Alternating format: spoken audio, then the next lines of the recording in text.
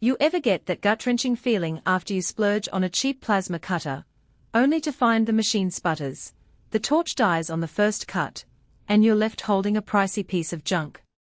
I've been there, and that hesitation is what keeps most hobbyists and small shop owners up at night.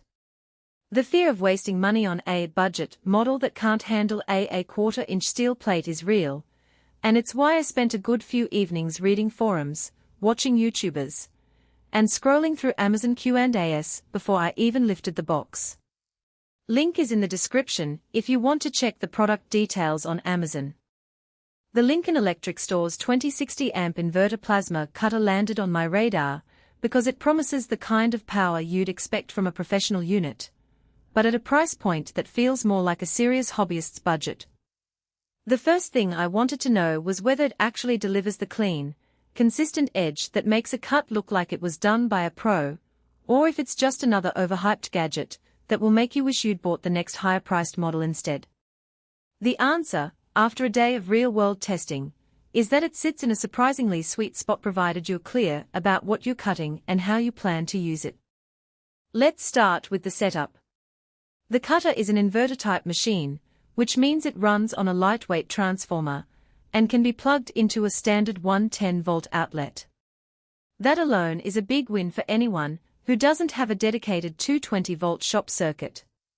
I unpacked it, connected the included air hose, and hooked the power cord to a regular wall socket. Within 10 minutes I had a rear cut system, no extra transformers or bulky power supplies required. The 80 PSI air requirement is modest. Most portable compressors you'd already have for a welder can meet that demand without throttling. For a weekend warrior who works out of a garage, that simplicity translates into less wiring, fewer accessories, and a lower overall cost of ownership. Now, the actual cutting performance. The machine advertises a 20 amp to 60 amp range, which is broad enough to handle thin sheet metal at the low end and a quarter-inch steel at the high end. I started with a 16-gauge stainless steel panel at the 30 amp setting, and the torch cut through it cleanly in a single pass. There was no noticeable lag or arc instability, which is something you often hear about with cheaper non-inverter units. Moving up to the 60 amp setting, I tackled a 12-gauge mild steel plate. The cut was still smooth, though I did notice a slight increase in spatter near the start of each pass, nothing that a quick brush down can't fix. But it's worth knowing if you need a mirror finish edge straight out of the machine. One of the hidden trade-offs shows up when you try to push the cutter beyond its sweet spot. The 2060 amp range is generous, but the machine starts to struggle once you attempt continuous cuts on thicker than a quarter-inch material. The torch tends to overheat after a few minutes of sustained heavy duty, and the air consumption spikes, which can tax a smaller compressor.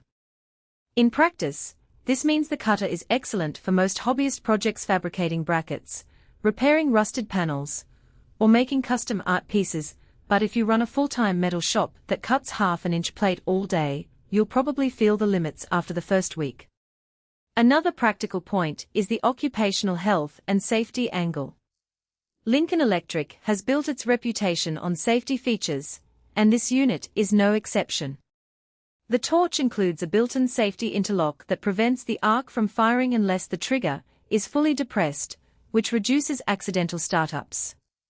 The inverter design also keeps the overall heat output lower than older transformer models, making the workspace a bit cooler and less taxing on the operator during long sessions.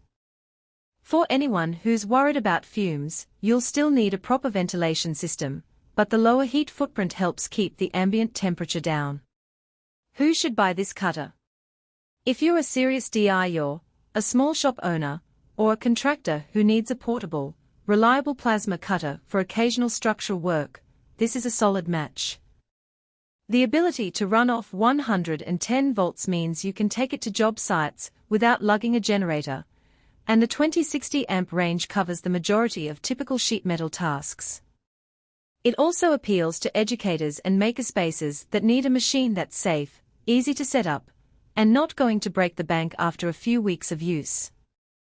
Who should skip it?